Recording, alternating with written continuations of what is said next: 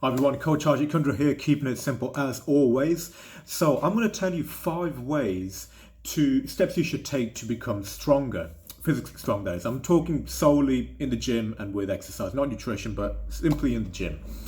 So regardless of what your goal is, getting stronger should be a part of it.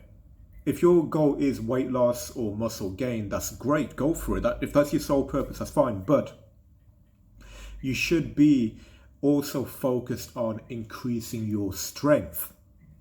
By increasing your strength, it's not only going to help you in the gym, but it's also going to help you in everyday life as well. The stronger you are physically, the stronger you are with everyday things that are happening, for example, like your gardening, your housework, or even just carrying the shopping as well. So it's going to help you in everyday life, but it's also by increasing your strength, you're also going to increase your confidence as well. So when you hit those targets, when you hit those strength targets, it's going to give you a mental boost. And by giving you that mental boost, again, it's going to help you in the gym with your training or wherever your training is at the moment, and also your everyday life as well. So here are 5 steps you should be taking to become stronger. Number 1, lift with quality movement. Now, we all know that anyone can lift a heavy weight badly. We all know that, but we all know what happens when we lift a heavy weight badly. And unfortunately, we see this a lot as well. Increasing the chances of injury is on the top of the list of the things that could potentially go wrong. But when you think about the quality of the movement, what you should be feeling and getting stronger within those parameters, that's what's going to help you in the long run, and that's going to help you reduce the chances of injury.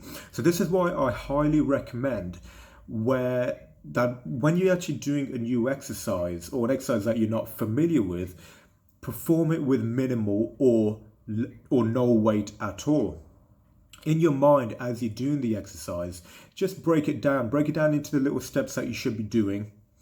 Within those steps, think about what you should be feeling, where you should be feeling it as well. And then as you progress, because obviously the aim is to become stronger and to challenge yourself, you should still be keeping those parameters in mind. You should still be keeping those points in mind as well. So stick with just minimal or less or no weight to start off with. Understand the movements, understand that mind to muscle connection, understand what you should be feeling, where you should be feeling it, and then build up from there. There's no rush at all. There is no rush at all. Number 2, you want to progressively overload the muscles. So progressive overload, what is that? Progressive overload is where you're overloading the muscles, so increasing the tension that's under, but in a progressive way, in a planned way. So you can do these in a number of ways. You can do these by increasing the weight that you're lifting, increasing the repetitions, increasing the time under which you're doing the exercise. So again, increase that time and attention. But you need to do it in a structured way as well. This is why I think it's always a good idea to, I've said this about diet, but what I'm saying about exercise as well. It's always a good idea to keep note of your sessions so that you got something to work by. You've got something to plot your strength against as well. If you're doing random exercises on one session, random exercises on another session, you're not going to be in a strong position to understand, okay, this is where I'm potentially going wrong. This is where I can improve my strength.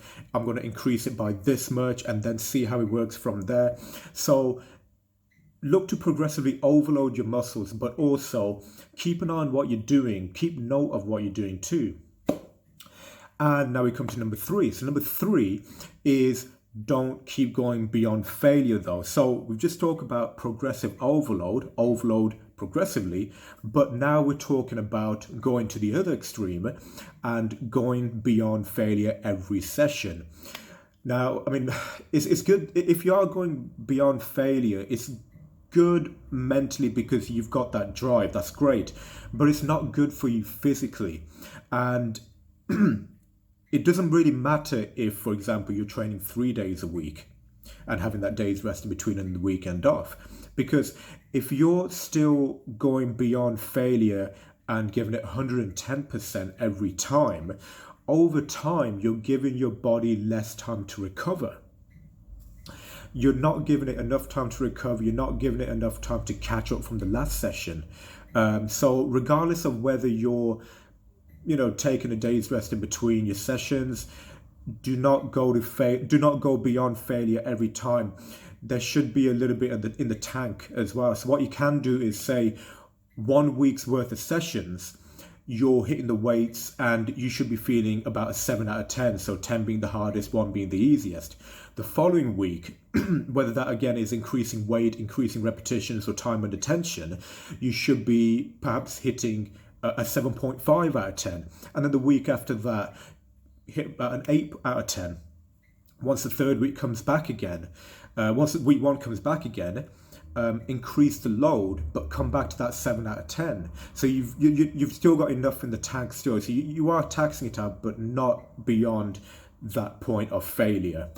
Number 4, so look to become stronger in different planes of movement as well. So a lot of the traditional exercises that we do, whether that's a squat, an overhead press, a bench press, a row, we're always working in a vertical or horizontal plane. This, in a way, it is good for building strength in those planes of movement, but your overall flexibility, your overall strength, your overall quality of movement goes down. So this is why it's really important to, yes, hit those exercises, of course, but also work in different planes of movement. So look at twisting movements, look using different tools. So your body weight, TRX, suspension trainers, it doesn't have to be TRX, it could be any suspension trainer.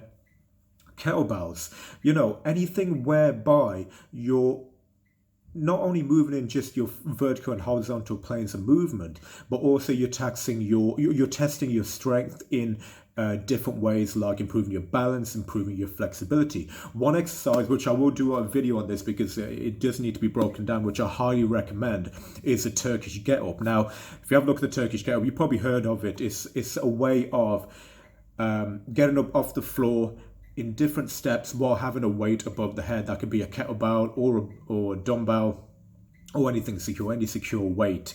I highly recommend you look at doing the Turkish Get Up, because this is something that's going to get you moving in different planes, but also improve your hip strength, improve your upper body strength, improve your hip mobility as well, which is lacking in a lot of people that are sitting down, especially since we're in this third lockdown. So I'll do a video on that in the next few weeks, actually, to break that down.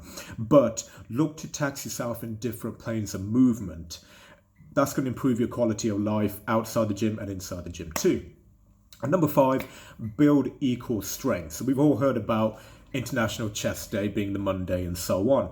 The problem is that a lot of people, they favor one muscle group over another. It may be because they're not familiar with exercises in one particular area. It may be that they just want to focus on that area for vanity reasons. We don't know.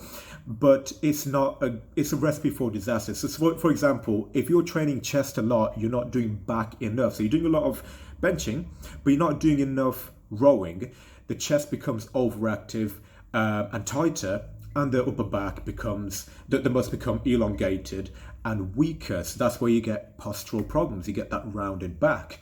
So it's really important to make sure that you're getting a good balance with your strength training.